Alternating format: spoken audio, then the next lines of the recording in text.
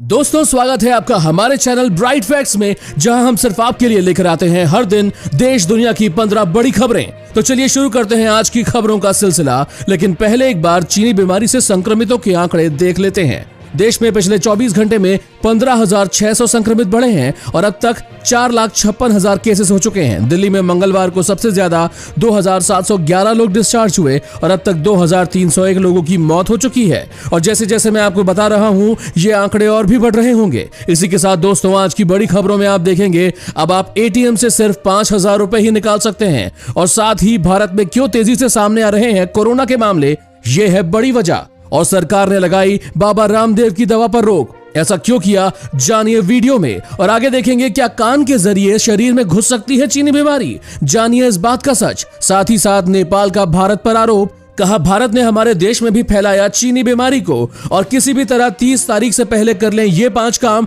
वरना हो सकता है ये बड़ा नुकसान। दोस्तों इन सभी खबरों को विस्तार से जानने के लिए इस वीडियो को आखिर तक जरूर देखिए। लेकिन उससे पहले इस वीडियो को आपके लिए बनाने में मुझे बहुत मेहनत लगती है और इस मेहनत के लिए वीडियो को आप एक छोटा सा लाइक जरूर कर दें। तो चलिए फटाफट से ले चलते हैं आपको हमारी आज की सबसे पहली खबर की तरफ। अब एटीएम से एक बार में सिर्फ 5,000 रुपए ही निकाल सकते हैं। दोस्तों हो सकता है कि आने वाले दिनों में एक बार में एटीएम से 5,000 रुपए से ज्यादा कैश निकालने पर आपको कुछ चार्जेस भरना पड़े। एटीएम कैश लिमिट को लेकर रिजर्व बैंक ऑफ इंडिया विचार कर रहा है। दरअसल आरबीआई की एक समिति ने अपनी रिपोर्ट में एटीएम से पैसा निकालने की सीमा को घटाने की सिफारिश की है। अगर आरबीआई इस रिपोर्ट को स्वीकार कर लेती है तो एटीएम से पैसा निकालना या ऐसे अन्य काम थोड़े महंगे हो जाएंगे। जानकारी के अनुसार इस समिति ने जो सिफारिश की है उसके मुताबिक एटीएम से 5,000 रुपए तक की ही राशि निकलनी चाहिए। इसके अलावा एटीएम के इस्तेमाल की फीस को भी बढ़ाने की सिफारिश की गई है। हालांकि अभी ये नहीं पता चला है कि आरबीआई ने इन सिफारिशों को स्वीकार किया है या नहीं। अब जानिए भारत में क्यों तेजी से सामने आ रहे हैं कोरोना पॉजिटिव मामले, कब होगी रोकथाम। दोस्तों लॉकडाउन 1 से लॉकडाउन 4 तक के बीच में भारत को 1 लाख संक्रमित मरीजों की संख्या तक पहुंचने में कुल 109 दिन लगे थे। लेकिन 1 लाख से 4 लाख तक संक्रमित मरीजों की संख्या तक पहुंचने की रफ्तार बेहद तेज हो गई है। भारत में पॉजिटिव मरीजों की संख्या 1 लाख से 2 लाख होने में महज 15 दिन का वक्त लगा था, जबकि 2 लाख से 3 लाख पहुंचने पर 10 दिन और 3 से 4 लाख पहुंचने पर महज 8 दिन का वक्त लगा। यानी भारत में 18 दिनों में 2 लाख पॉजिटिव मरीज और बढ़ गए। महामारी के नए केसेस के पीछे भारत की बढ़ी टेस्टिंग क्षमता कही जा रही है, क्योंकि दिन प्रतिदिन भारत में रोजाना किए जा रहे टेस्ट की संख्या में तेजी से इजाफा हुआ है और अब यह संख्या प्रतिदिन के हिसाब से हो रही टेस्टिंग 1 लाख के पार हो गई है। कहा जाता है कि कॉन्टैक्ट ट्रेसिंग को रोकने और संक्रमण को रोकने के लिए ज्यादा टेस्टिंग जरूरी है। ये कई देशों द्वारा किए गए नतीजों से साबित भी हो चुका है कि टेस्टिंग बढ़ने से केसेस अधिक संख्या में सामने आएंगे, क्योंकि अधिकतर संक्रमित मरीज एसिम्प्टोमेटिक हैं, जिनमें चीनी बीमारी के लक्षण नहीं दिखते हैं और उनके पॉजिटिव होने का पता केवल टेस्ट से लगता है। लेकिन इस दौरान वो इन्फेक्शन तो फैला ही सकते हैं। इसीलिए साइंटिस्ट और एक्सपर्ट्स बार बार टेस्ट बढ़ाने की डिमांड करते आए हैं। दोस्तों इस चैनल पर हम आपको देश और दुनिया भर की सबसे बड़ी खबरें सबसे पहले बताते हैं। अगर आपको भी दुनिया भर की खबरें सबसे पहले चाहिए तो हमारे चैनल को बिना भूले नीचे दिए लाल बटन को दबाकर सब्सक्राइब जरूर कर दें और बेल आइकन भी प्रेस कर दें। अब जानिए पतंजलि को लगा झटका, केंद्र सरकार ने लगाई बाबा रामदेव की दवा पर रोक। कहा बिना पास हुए मत करो विज्ञापन। योग गुरु स्वामी रामदेव की पतंजलि आयुर्वेद ने चीनी बीमारी के इलाज के लिए आयुर्वेदिक दवा कोरोनिल लॉन्च कर दी है। बाबा रामदेव के मुताबिक इस दवा के ट्रायल के दौरान उन्हें 100% सफलता मिली है। वहीं उनका कहना है कि इस दवा का कोई साइड इफेक्ट भी नहीं है, क्योंकि इसे पूरी तरह से जड़ी बूटियों का इस्तेमाल करके बनाया गया है। बाबा रामदेव के मुताबिक जल्दी ही ये दवा पतंजलि के स्टोर्स पर मिलने लगेगी। वहीं अगले सोमवार से ऑर्डर मी नाम का एक ऐप लॉन्च किया जा रहा है, जिससे लोग घर बैठे भी ये दवा घर मंगवा सकते हैं। लेकिन केंद्र सरकार ने बाबा रामदेव को एक बड़ा झटका देते हुए उनकी दवा पर रोक लगा दी है। सरकार ने कहा है कि जब तक जांच ना हो तब तक इस दवा का कोई भी विज्ञापन ना करें। दोस्तों इस वीडियो को देखते रहिए, क्योंकि आगे आने वाला है। अगर अभी तक ये काम नहीं किया है तो 30 जून से पहले ही कर लें, वरना हो सकता है नुकसान। उससे पहले जानिए क्या कान के जरिए शरीर में घुस सकता है चीनी वायरस, जानिए विशेषज्ञों ने क्या कहा।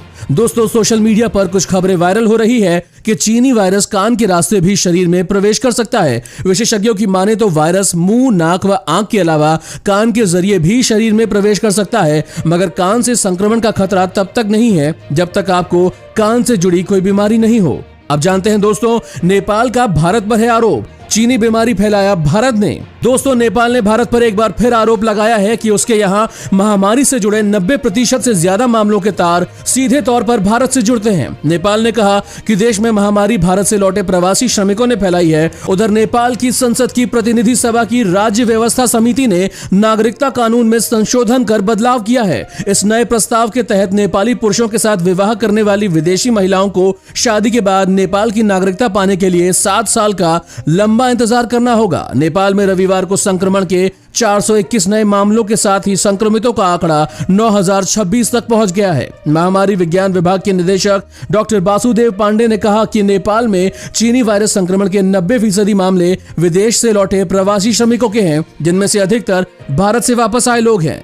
अब जानिए दोस्तों, अगर अभी तक नहीं किया है ये काम तो 30 जून से पहले ही कर ले, वरना हो सकता है नुकसान। दोस्तों, महामारी के प्रसार को रोकने के लिए लागू लॉकडाउन की वजह से सरकार ने बहुत सी चीजों की समय सीमा को बढ़ाकर 30 जून कर दिया था। अब 30 जून आने में ज्यादा समय नहीं बचा है। ऐसे में आपके लिए टैक्स और बैंकिंग से जुड़े कार्यों को पूरा करने के लिए इस तारीख को याद रखना बहुत जरूरी है। अगर आप वित्त वर्ष 2019-20 के लिए टैक्स में छूट का लाभ उठाना चाहते हैं और आयकर अधिनियम के प्रावधान के मुताबिक तय सीमा तक निवेश आपने नहीं किया है तो आपके पास निवेश के लिए अब भी कुछ दिन बचे हैं। आयकर विभाग ने वित्त वर्ष 2019-20 का आयकर रिटर्न भरने के लिए जारी फॉर्म में एक अलग से कॉलम दिया है, जिसमें आयकर दाताओं से अप्रैल से जून के बीच किए गए निवेश की जानकारी देने को कहा है। आगे देखेंगे दोस्तों, 1 जुलाई से बदल जाएंगे आपके बैंक खाते से जुड़े ये 3 नियम। जानिए पूरी खबर, मगर उससे पहले जानिए सरकार देगी बिजली का बिल किश्तों में भरने की सुविधा। दोस्तों, लॉकडाउन के दौरान बिजली बिल कंपनियों ने मीटर की रीडिंग न लेते हुए एवरेज के आधार पर बिल भेजे, लेकिन अब जब केंद्र सरकार ने अनलॉक 1.0 की घोषणा की है तब बिजली बिल कंपनियां मीटर रीडिंग के आधार पर बिल भेज रही है। हालांकि ये बिल इतना ज्यादा है कि लोगों को भरने में काफी दिक्कतें आ रही है। बिजली बिल को लेकर कई लोगों ने इसकी शिकायत सरकार के पास भी की है। हालांकि सरकार के ऊर्जा मंत्री नितिन रावत ने एक मीडिया चैनल से बात करते हुए कहा कि बिजली बिल की दरें MEEC तय करता है और ये जो बिल भेजे गए हैं वो पिछले 3 महीनों के उपयोग के आधार पर ही भेजे गए हैं। मंत्री नितिन रावत का कहना है कि गर्मियों के महीने में लोगों की बिजली बिल वैसे ही ज्यादा होती है और लॉकडाउन होने के कारण लोगों ने घरों में ही ज्यादा बिजली का इस्तेमाल किया है। लिहाजा सरकार लोगों के लिए परेशानियों को कम करने की कोशिश कर रही है और ग्राहकों को किश्तों में बिल देने पर विचार किया जा रहा है। दोस्तों, आपको इस बारे में क्या कहना है? क्या सरकार को बिजली का बिल माफ कर देना चाहिए? हाँ या ना में अपना उत्तर हमें जरूर बताएं कमेंट करके। अब जानिए, डाक विभाग में 3262 पदों पर निकली वैकेंसी, 10वीं पास भी कर सकते हैं अप्लाई। दोस्तों, भारतीय डाक ने राजस्थान पोस्टल सर्कल के लिए कई पदों पर भर्ती निकाली है। ग्रामीण डाक सेवक के लिए 3262 पदों पर भर्ती के लिए नोटिफिकेशन जारी कर दिया गया है और इन पदों पर आवेदन की प्रक्रिया भी शुरू हो गई है। इच्छुक और योग्य उम्मीदवार 21 जुलाई 2020 तक आवेदन कर सकते हैं और अगर आप इन पदों पर आवेदन करना चाहते हैं तो इनकी ऑफिशियल वेबसाइट पर जाइए। अब जानिए दोस्तों, 1 जुलाई से बदल जाएंगे आपके बैंक खाते से जुड़े ये 3 नियम। लॉकडाउन के कारण 1 जुलाई से एटीएम से कैश निकालने में नियम में बदलाव होने जा रहे हैं जो आपकी जेब पर बोझ बढ़ाएंगे। एटीएम कैश विड्रॉल 1 जुलाई से आपके लिए महंगा होने जा रहा है। सरकार ने 3 महीनों के लिए एटीएम ट्रांजैक्शन फीस हटाकर लोगों को महामारी संकट के बीच एक बड़ी राहत दी थी। ये छूट सिर्फ 3 महीनों के लिए दी गई थी जो कि 30 जून 2020 को खत्म होने वाली है। महामारी काल में वित्त मंत्री निर्मला सीतारमण ने ऐलान किया था कि किसी भी बैंक में बचत खाते में सेविंग अकाउंट में औसतन जो न्यूनतम बैलेंस की अनिवार्यता होती है वो नहीं होगी। यह आदेश अप्रैल से जून महीने तक के लिए था, लेकिन अब 30 जून को इस फैसले की मियाद खत्म होने वाली है और इसका सीधा असर आप पर और आपके बैंक खातों पर होने वाला है। पंजाब नेशनल बैंक ने बचत खाते पर मिलने वाली ब्याज दर में 0.5% की कटौती की है। 1 जुलाई से बैंक के बचत खाते पर अधिकतम 3.25% का सालाना ब्याज मिलेगा। इसी के साथ आगे देखेंगे दोस्तों, बिजली का बिल किया गया है आधा माफ, सरकार की घोषणा। मगर उससे पहले जाने, चीनी बीमारी से संक्रमित होने पर मिल रहा है पैसा, जल्दी आएगी स्कीम। दोस्तों, एक नायाब स्कीम आपके लिए आने वाली है। इसके तहत अगर आप चीनी वायरस पॉजिटिव पाए गए तो बीमा कंपनियां आपको पैसा देंगी। जल्द ही इस पर एक नई बीमा स्कीम बाजार में आ सकती है। इंश्योरेंस रेगुलेटर IRDAI ने सभी बीमा कंपनियों को महामारी से जुड़ा फिक्स्ड बेनिफिट इंश्योरेंस भी लॉन्च करने को कहा है। सभी कंपनियों को 30 जून तक इस बीमा स्कीम को शुरू करने के लिए कहा गया है। इस प्रोडक्ट के मुताबिक किसी को भी चीनी बीमारी से पॉजिटिव होने पर एक निश्चित राशि इंश्योरेंस कंपनी द्वारा दी जाएगी। अब जानते हैं दोस्तों, पाकिस्तानी क्रिकेट टीम के 7 खिलाड़ी हुए चीनी बीमारी से पॉजिटिव। जी हां दोस्तों, पाकिस्तानी क्रिकेट टीम के 7 खिलाड़ियों को अब महामारी संक्रमण होने की पुष्टि हो गई है। इनमें फखर जमा, इमरान खान, काशिफ भट्टी, मोहम्मद हफीज, मोहम्मद हसनन, मोहम्मद रिजवान और वहाब रियाज शामिल है। पाकिस्तान क्रिकेट टीम 28 जून को मैनचेस्टर के लिए रवाना होने वाली है और अपने 14 दिन के क्वारंटाइन की अवधि के लिए डर्बीशायर जाने से पहले उन्हें प्रशिक्षण और अभ्यास करने की इजाजत होगी। पहले के 3 और अब 7 को मिलाकर पाकिस्तान के कुल 10 खिलाड़ियों को यह बीमारी होने की वजह से पाकिस्तान का इंग्लैंड दौरा खतरे में पड़ता दिख रहा है। बीते सोमवार को पाकिस्तानी क्रिकेटर शादाब खान, हारिस रऊफ और हैदर अली सोमवार की जांच में पॉजिटिव पाए गए थे। अब जानिए दोस्तों, चीन ने भारत को दी खुली धमकी, कहा मिटा देंगे नामो निशान। दोस्तों, ग्लोबल टाइम्स ने एक एडिटोरियल के जरिए भारतीय सेना को चेतावनी देने की कोशिश की है। इसमें साफ कहा गया है कि चीन कभी भी भारत के साथ रिश्ते बिगाड़ना नहीं चाहता, लेकिन भारतीय सेना को भी संयम और समझदारी से काम लेना होगा। इसमें धमकी देते हुए कहा गया कि जो भी चीनी आर्मी की तरफ पहला वार करेगा उसे धरती से मिटा दिया जाएगा। मंगलवार को भी इसके ट्विटर अकाउंट पर एक वीडियो शेयर किया गया है जो कि भारत की बिहार रेजिमेंट के जवानों से गलवान में भिड़ने वाले चाइनीज बॉर्डर डिफेंस सोल्जर्स का है। इस वीडियो में सैनिक स्पष्ट कह रहे हैं कि वे 1 इंच की जमीन भी किसी को लेने नहीं देंगे। वीडियो में एक सैनिक कह रहा है कि चीन की जमीन हमारी जिंदगी से ज्यादा महत्वपूर्ण है। हम जान तो दे सकते हैं लेकिन किसी को 1 इंच जमीन भी लेने नहीं देंगे। और इसके अलावा इस वीडियो में डिफेंस सोल्जर्स के शौर्य का बखान भी किया गया है। अब जानिए दोस्तों, एक और खबर, बिजली का बिल किया गया है आधा माफ, सरकार की है घोषणा। दोस्तों, मध्य प्रदेश के मुख्यमंत्री शिवराज सिंह चौहान ने कमजोर वर्ग के उपभोक्ताओं को बिजली के बिल में बड़ी छूट देने का ऐलान किया है। जिन उपभोक्ताओं का अप्रैल 2020 में बिल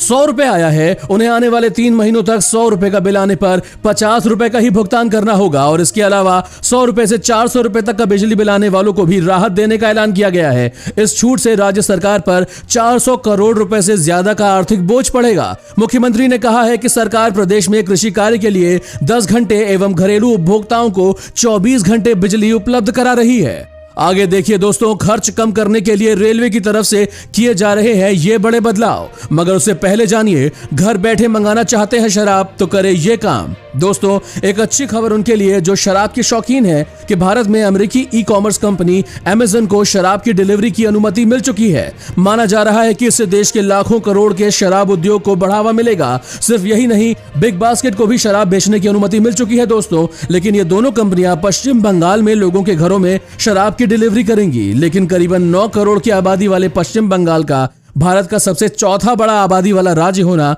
अमेज़न और इन दोनों कंपनियों के लिए बड़ा फायदेजनक है। अमेज़न ने पश्चिम बंगाल की सरकार के साथ MOU पर हस्ताक्षर किया है। इसे लेकर राज्य सरकार ने एक नोटिस भी जारी किया है। अब जानिए दोस्तों, पहली बार पेट्रोल से महंगा हुआ है डीजल। जाने आपके शहर का रेट। दोस्तों, दिल्ली में पहली बार ऐसा हुआ कि डीजल की कीमत पेट्रोल से भी अधिक हो गई। आज लगातार 18वें दिन डीजल की कीमतों में बढ़ोतरी हुई, जबकि पेट्रोल की कीमत कल के ही बराबर है। पिछले 18 दिनों में डीजल की कीमत में 10 रुपए 48 पैसे प्रति लीटर की बढ़ोतरी हुई है, जबकि पेट्रोल भी 8 रुपए 50 पैसा महंगा हुआ है। डीजल और पेट्रोल की कीमतों में अंतर होने की वजह यह होती थी कि पेट्रोल के मुकाबले डीजल पर राज्य और केंद्र सरकार की तरफ से कम टैक्स लगाया जाता था। लेकिन अक्टूबर 2014 के बाद से दोनों के बीच का अंतर काफी कम होता चला गया और अब तो डीजल की कीमतें पेट्रोल से ऊपर जा चुकी है। हालांकि इन राज्यों में डीजल अभी भी पेट्रोल से सस्ता है। अब जानिए दोस्तों, खर्च कम करने के लिए रेलवे की तरफ से किए जा रहे हैं ये बड़े बदलाव। दोस्तों, महामारी से रेलवे की वित्तीय व्यवस्था बुरी तरह से प्रभावित हुई है। जिस तरह से संक्रमण के मामले सामने आ रहे हैं, उसे देखते हुए रेल परिचालन सामान्य होने में वक्त लग सकता है और इसका असर रेलवे की कमाई पर पड़ेगा। इसका आर्थिक नुकसान की भरपाई के लिए रेल प्रशासन कई कदम उठाने जा रही है। नई भर्ती पर रोक लगाने के साथ ही वर्तमान पदों की भी समीक्षा की जाएगी। कर्मचारियों पर होने वाले खर्चों में कटौती के साथ ही ऊर्जा, प्रशासनिक एवं अन्य पद पर होने वाले खर्चों में भी कटौती की जाएगी। इसे लेकर रेलवे बोर्ड ने सभी जोनल रेलवे के महाप्रबंधकों को पत्र लिखकर उचित कदम उठाने का निर्देश भी दिया है। दोस्तों, अगर आपको ऐसी ही न्यूज हर रोज अपने मोबाइल फोन पर चाहिए तो बिना भूले हमारे चैनल को नीचे दिए लाल बटन को दबाकर सब्सक्राइब जरूर कर दें और साथ ही बेल आइकन को प्रेस करना ना भूलें। धन्यवाद।